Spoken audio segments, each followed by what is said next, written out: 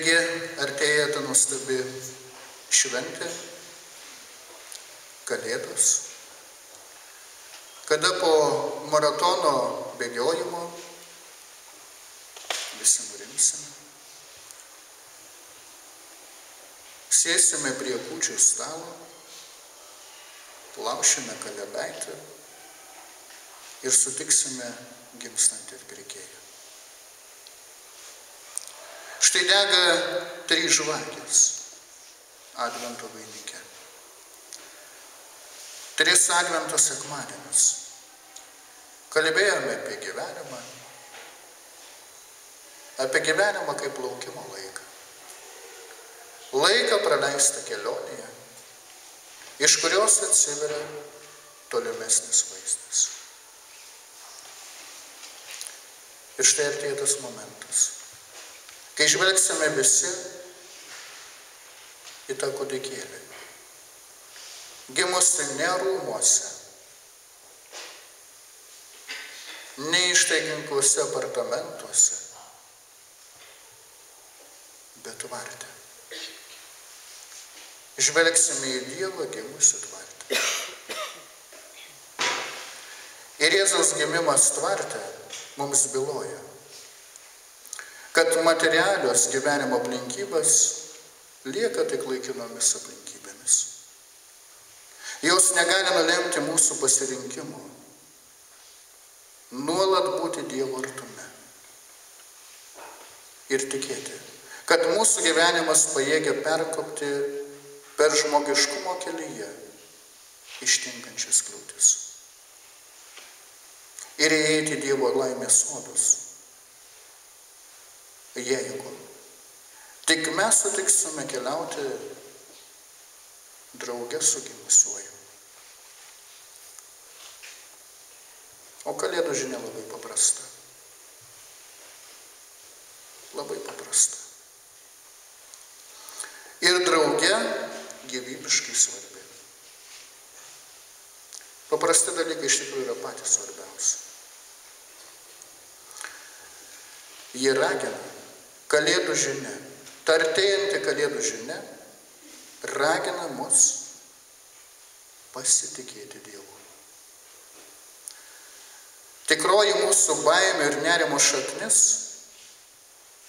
yra baimė likti vienam. Likti vienam, kai prietemoje vaikas ima verkti ir bijoti joje būti paliktas, apleistas. Todėl pirmasis angelų žodis priminimas buvo. Ir šiandieną buvo tas pats žodis išgirstas. Koksai? Taip, nebijokite. Jonas Paulius II taip pat inauguracijos išrinkimo dieną sakė, nebijokite. Čia žiūriu, ant to širdies yra? Yra. Jono Pauliaus žodžiais, nebijokite atverti durų Kristui. Taigi, todėl ir angelų pirmasis žodis esantiems tamsoje buvo nebijokite.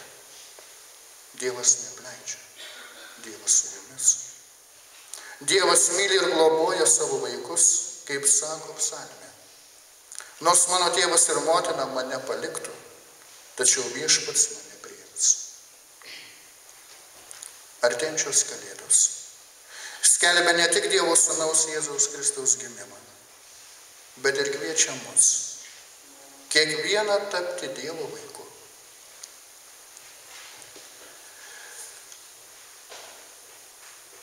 O koks mūsų yra kiekvieno atsakas į šią Kalėdų žinią?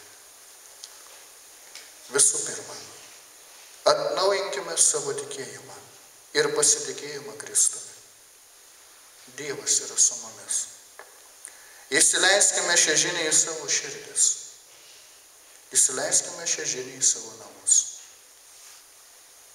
Įsileiskime šią žinią į savo tarpusavio santykius ir darbus. Tikėjimas viską perkeičia, padarydamas mūsų gyvenimą džiugų ir kupiną gerumo. Kupina gerumo. Štai vyko šioje gimnazijoje Kalėdų dovanojimo džiaugsmas, kur buvo renkama, vaikai renko, nešė, kad pagelbėtų tiesiog kitiems. Kad pagelbėtų, pasidalintų vieni su kitiems. Aišku, neužtenka. Kai referentė skambino, sako, kodėl tik prisimename per Kalėdas? Mes tikrai kalbame per Kalėdas. Ne. Jeigu mes įsileistume per Kalėdas tą džiaugsmą, turėtume jį visus metus. Ir mokėtume dalytis visus metus, ne vieną kartą metus. Tad mano jau kalėdinis linkėjimas jums visiems, kad te būna daugiau to gerumo, tegul būna daugiau to dovanojimo džiaugsmo, tegul būna meilės mūsų Šilainių šioje bendruomenėje. Čia 2 parapijos, bet tegul būna jinai viena. Mes labai pasiskirstę kažkaip tai. Mano buvo tikslas eiti kartu, bet mes reisime, meldžiamės vieni už kitus. Mano linkėjimas. Priimkite į savo širdį šiandien mums dovanojamą Dievo meilę.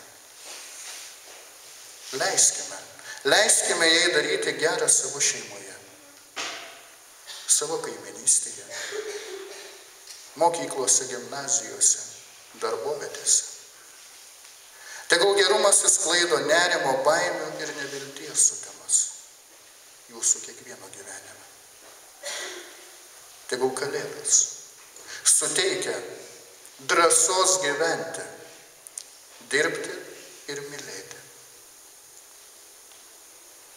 Gerumo šviesa. Ne ta elektrinė, kuris užžiūrės ant tos eglės,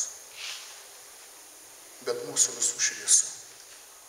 Sklindant iš mylinčio širdies, atneš daugiau džiaugsmo ir vilties, suvienys ir padrasins nesustoti prie laikinų sunkumų, kurių kiekvienas turime. Nuo Seimo nario iki pačio mažiausio. Ir tos dieviškos žvaigždės, tos mažos švieselės danguje, nedidelių prožektorių, bet tos mažos švieselės danguje vedami tikėjimo keliu. Drąsiai keliaukime su beužgimstančiu kūdikiu gyvenimo keliu. Gražios visiems, šviesios tikėjimo kelionės ir Kalėdų džiaugsmo.